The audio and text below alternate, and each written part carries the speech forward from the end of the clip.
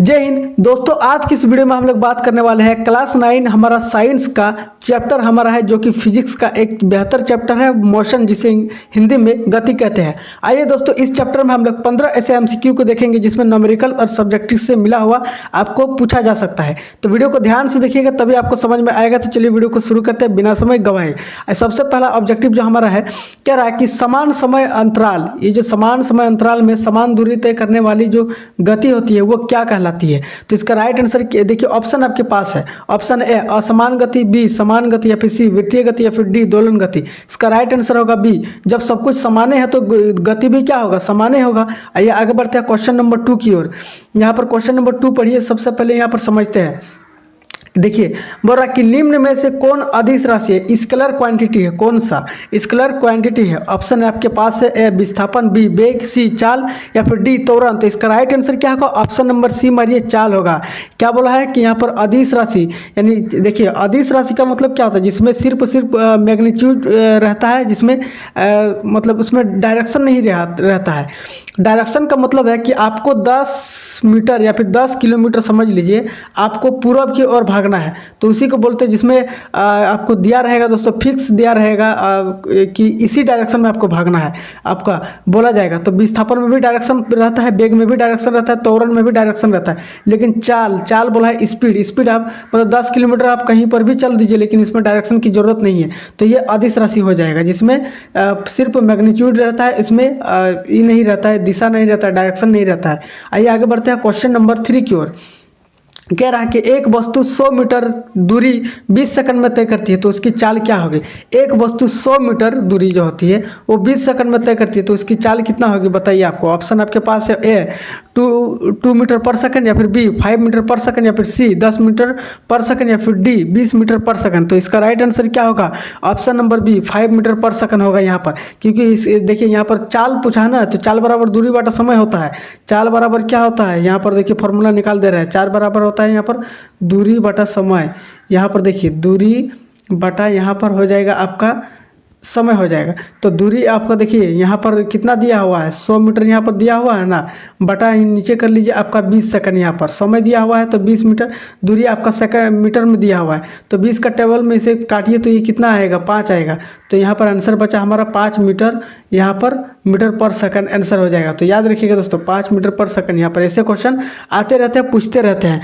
Question number 4 देखिए, कह रहा है कि वेग समय ग्राफ की ढाल, ये जो वेग समय ग्राफ है उसकी ढाल स्लोप जो होती है वो क्या दर्शाती है। ऑप्शन ए चाल, या फिर बी दूरी, या फिर सी त्वरण, या फिर डी विस्थापन। तो इसका राइट आंसर क्या होगा, ऑप्शन नंबर सी मारिए, त्वरण को दर्शाती है। वेग समय किसको दर्शाती है, त्वरण को दर्शाती है। त्वरण क्या होता है, त्वरण भी हम आपको समझाते हैं, रुकिए यहाँ पर इस क्वेश्चन में ही हम आपको समझा देंगे। क्वेश्चन नंबर 5 देखिए, कह रहा है कि यदि वेग स्थिर है तो त्वरण क्या होगा। पहले ऑप्शन देख लेते फिर हम आपको समझाते हैं। ऑप्शन ए अधिक, बी शून्य, सी ऋणात्मक, या फिर डी अनंत। तो इसका राइट आंसर क्या होगा, ऑप्शन नंबर बी मारिए, शून्य होगा। यदि वेग स्थिर है, यानी वेग मतलब स्पीड ही समझ लीजिए, स्पीड ही है, मान लीजिए स्पीड, और एक होता है स्पीड चाल, और एक होता है वेलोसिटी वेग। तो इस कभी कभी स्पीड को चाल वेग बोल देता है, और कभी कभी वेग को स्पीड बोल देता है, लेकिन हालांकि दोनों चीज़ें अलग अलग होती है। चाल में आपका डायरेक्शन नहीं दिया रहता है, लेकिन वेग में आपका डायरेक्शन फिक्स रहता है। वेग है तो वेलोसिटी इसी को कहते हैं। तो यही थोड़ा सा अंतर रहता है, बाकी आप बोल सकते हो कि हाँ यही होता है। तो जब आपका वेग यानी स्पीड ही आपका जीरो है, क्या है दोस्तों, स्पीड आपका जब जीरो है तो त्वरण भी क्या होगा, जीरो ही होगा, ये भी जीरो ही होगा, बराबर होगा। तो इसीलिए आंसर इसका क्या होगा, शून्य होगा, ऑप्शन नंबर बी यहाँ पर। अच्छा त्वरण को हम समझाना भूल गए ना, तो रुकिए यहाँ पर समझा देते हैं। आइए त्वरण को समझाते हैं। देखिए त्वरण होता क्या है कि हर सेकंड स्पीड में होने वाले परिवर्तन को ही त्वरण कहा जाता है। त्वरण का मतलब ये होता है दोस्तों, एक्सीलरेशन इंग्लिश में कहा जाता है। आप गाड़ी चलाते होंगे तो गाड़ी का जो एक्सीलेटर होता है ना, वो जो मचड़ते हैं आप लोग राइट हैंड में, वो एक्सीलेटर होता है। वो जितना आप एक्सीलेटर लेते हो उतना गाड़ी स्पीड भागती है। तो हर सेकंड स्पीड में परिवर्तन, यानी स्पीड आपका बदल रहा है, तो उसी को बोलते हैं त्वरण। यहाँ पर समझ जाइए। आइए अब बढ़ते हैं क्वेश्चन नंबर 6 की ओर। यहाँ पर हमारा आ गया दोस्तों आपका न्यूमेरिकल, ऐसे पूछे जा सकते हैं। तो बहुत ही देखिए ये सब क्वेश्चन जो होता है वो जीके जीएस में पूछा जाता है, ग्रुप डी में बहुत सारे एग्जाम में ये पूछा जाता है, रेलवे वगैरह में। तो इसे ध्यान से देखिएगा। Question number 6, 72 kilometre per hour को मीटर पर सेकंड में बदलना होगा।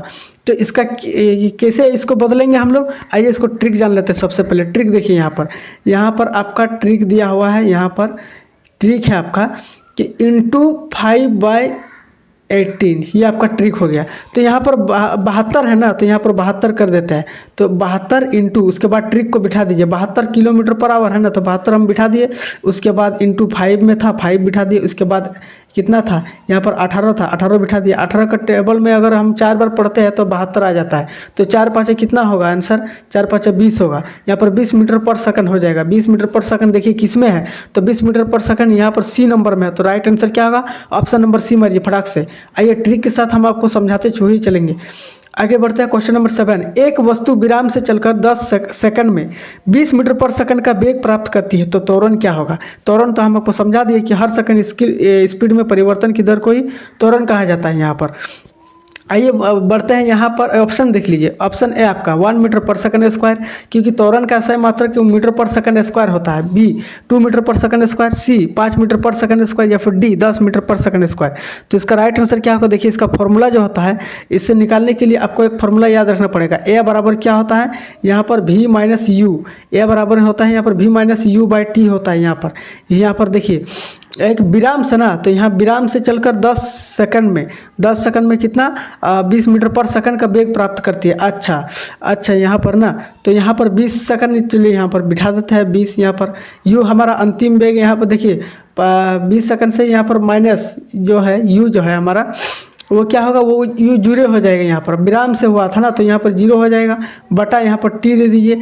तो यहाँ पर इसे बटा टी के जरिए हम कुछ देते हैं। यहाँ पर देखिए टी तो ये हमारा फॉर्मूला में है, यहाँ पर टी तो हमारा फॉर्मूला में है, लेकिन टी के बदले टाइम कितना दिया हुआ है, 10 सेकंड दिया हुआ है। देख लीजिए, तो 10 बिठाइए, 10 का टेबल यहाँ पर 2 बार में अगर पढ़ते हैं तो कितना 10 दूने 20 आ जाता है। तो इसका राइट आंसर 2 मीटर पर सेकंड स्क्वायर होगा। मीटर पर सेकंड स्क्वायर, 2 मीटर यहाँ पर सेकंड स्क्वायर होगा, क्योंकि त्वरण है यहाँ पर पूछा गया। तो ऑप्शन नंबर बी मारिए फटाक से। चलिए न्यूमेरिकल को हम लोग सॉल्व करते हुए जाएंगे, आगे बढ़ते हैं। ज़्यादा हार्ड नहीं पूछा जाएगा, ऐसे ही पूछा जाता है ना। क्वेश्चन नंबर 8 देखिए, औसत चाल का सूत्र क्या है। ये जो औसत चाल होता है उसका सूत्र यहाँ पर क्या है। ऑप्शन है कुल विस्थापन बटा कुल समय, या फिर बी कुल दूरी बटा कुल समय, या फिर सी वेग इंटू समय, या डी दूरी इंटू समय। इसका राइट आंसर क्या होगा, फटाक से बोलिए। ऑप्शन नंबर बी कुल दूरी बटा कुल समय औसत चाल का सूत्र होता है। कुल दूरी बटा कुल समय, याद रखिएगा दोस्तों, कुल दूरी बटा कुल समय याद रखिएगा, क्योंकि इससे न्यूमेरिकल्स बनते हैं। आइए आगे बढ़ते हैं क्वेश्चन नंबर 9 की ओर। 15 ही क्वेश्चन है, ज़्यादा हम लोग बेचैनी नहीं करेंगे इसमें आपको। क्वेश्चन नंबर 9 देखिए, एक वस्तु 40 मीटर पूर्व तथा 40 मीटर पश्चिम जाती है, विस्थापन क्या होगा। 40 मीटर क्या गई, यहाँ पूर्व की ओर गई, इधर पूर्व है, सॉरी पूर्वा लिख दिए यहाँ पर, इधर पूर्व है, और इधर मान लीजिए आपका पश्चिम है, इधर आपका पश्चिम है। तो 40 मीटर गई उधर 40 मीटर, लेकिन फिर पूर्व से फिर 40 मीटर क्या वापस आ गई, पूर्व से 40 मीटर फिर वापस। तो त्वरण इसका विस्थापन क्या होगा, जीरो ना होगा, कुछ काम हुआ ही नहीं, यहाँ पर गया और वापस आया। चाहे आप कितनी दूरी कीजिए, लेकिन वापस आ जाते हैं लौट करके, तो आपका जो है विस्थापन जीरो माना जाएगा। तो यहाँ पर 0 मीटर हो गया, यहाँ पर कुछ काम नहीं। आगे बढ़ते हैं क्वेश्चन नंबर 10 की ओर। क्वेश्चन नंबर 10 क्या है, कह रहा है कि दूरी समय ग्राफ की सीधी रेखा दर्शाती है, क्या दर्शाती है। दूरी समय ग्राफ की जो सीधी रेखा होती है वो क्या दर्शाती है। ऑप्शन आपके पास है असमान गति, बी समान गति, या सी त्वरित गति, या फिर डी विराम अवस्था। तो इसका राइट आंसर क्या होगा, ऑप्शन नंबर बी मारिए, समान गति। दूरी जो है समय ग्राफ से सीधी रेखा बोला है ना, तो समान गति में यहाँ पर माना जाएगा। ऑप्शन नंबर क्वेश्चन नंबर 11 देखिए, क्वेश्चन नंबर 11 कह रहा है कि 36 किलोमीटर पर आवर की चाल को मीटर पर सेकंड में यहाँ पर बदलिए। तो वही वाला ट्रिक यहाँ पर लग जाएगा, जैसे कि हमने आपको बताया। ट्रिक यहाँ पर देख लीजिए, ट्रिक है आपका इंटू 5/18 ना, तो 36 किलोमीटर है हमारा। तो देखिए इसे छोटा थोड़ा सा लिखते हैं, यहाँ पर 36 बोला गया है, तो 36 लिख देते हैं, इंटू उसके बाद बिठा दीजिए फॉर्मूला 5/18। 18 का पढ़ा 2 बार अगर पढ़ेंगे तो 36 आ जाता है, तो 5 का पढ़ा 2 बार पढ़ेंगे तो 10 आ जाएगा। यहाँ पर 10 मीटर पर सेकंड स्क्वायर, तो 10 मीटर पर सेकंड स्क्वायर कहाँ है, ऑप्शन सी नंबर में मारिए। 10 मीटर पर सेकंड स्क्वायर यहाँ पर मीटर सेकंड स्क्वायर में बदल दिए, स्क्वायर नहीं 10 मीटर पर सेकंड में बदल दिए हम लोग। आगे बढ़ते हैं क्वेश्चन नंबर 12 की ओर। क्वेश्चन नंबर 12 है कि कोई वस्तु 5 मीटर पर सेकंड की चाल से 10 सेकंड चलती है तो दूरी क्या होगी। तो दूरी क्या होगी दोस्तों, कोई वस्तु है वो 5 मीटर पर सेकंड की चाल से, एकदम इसका याद रखिएगा, चाल से यानी समय के साथ, चाल क्या है, समय के साथ दूरी तय करती है, लेकिन दूरी क्या है, दूरी दोस्तों एक तरह का परिमाण होता है उसमें, लेकिन इसमें जो होता है वो समय के साथ, चाल मतलब स्पीड एक ले में, तो 5 मीटर पर सेकंड की चाल से 10 सेकंड चलती है तो दूरी कितना तय की वो। आइए यहाँ पर समझते हैं। यहाँ पर देखिए क्वेश्चन नंबर 12 का यहाँ पर समझिए, तो क्या बोला है यहाँ पर दूरी ना, तो दूरी बराबर क्या होता है, दूरी बराबर क्या होता है, डिस्टेंस बराबर क्या होता है, दूरी बराबर यहाँ पर आपका होता है चाल गुना समय, चाल गुना समय, चाल गुना समय। रुकिए थोड़ा सा छोटा लिखते हैं ताकि आपको समझ में आए। दूरी बराबर होता है आपका चाल गुने समय होता है, यहाँ पर चाल गुने समय होता है ना।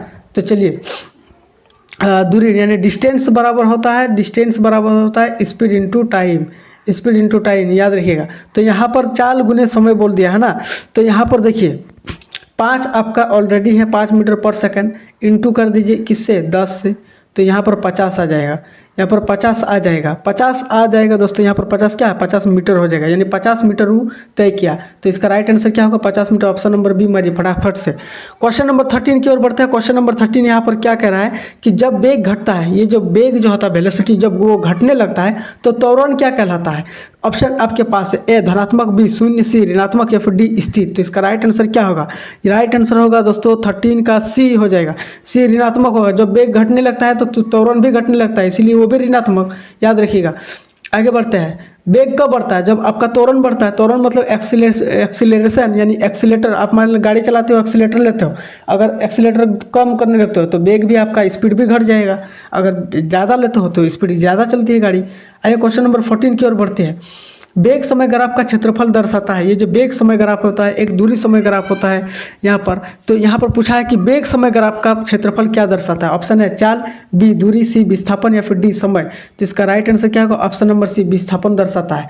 वेग समय ग्राफ क्या दर्शाता है, विस्थापन दर्शाता है यहाँ पर। आगे बढ़ते हैं। क्वेश्चन नंबर हमारा लास्ट है 15 नंबर। 15 क्वेश्चन कह रहा है कि एक वस्तु वृत्त पूरा घूमकर, एक वस्तु जो है वो वृत्त यानी पूरा एकदम सर्कल में घूमकर प्रारंभिक बिंदु पर लौटती है। अच्छा मान लीजिए यहाँ पर घूमी ऐसे करके प्रारंभिक बिंदु पर यहाँ पर लौटती है, तो उसका विस्थापन क्या होगा। ये तो आप लोगों सबको पता होगा दोस्तों, ये क्या होगा। जब आप देखिए हम आपको पहले ही बता दिए, एक क्वेश्चन में पूछा गया था, जब आप 40 मीटर पूर्व की ओर जाते हो 40 मीटर, फिर वापस से 40 मीटर यहाँ पर आते हो यहाँ पर पश्चिम की ओर, तो आप कितना मीटर दूरी तय किए। तो आपका मीटर दूरी जो मीटर होगा वो 0 हो जाएगा, वो शून्य होगा, क्योंकि उसमें कोई मीटर जोड़ाएगा नहीं, क्योंकि आप जितना गए उतना वापस आ गए। इसीलिए इसका राइट आंसर हो जाएगा ऑप्शन नंबर सी यहाँ पर।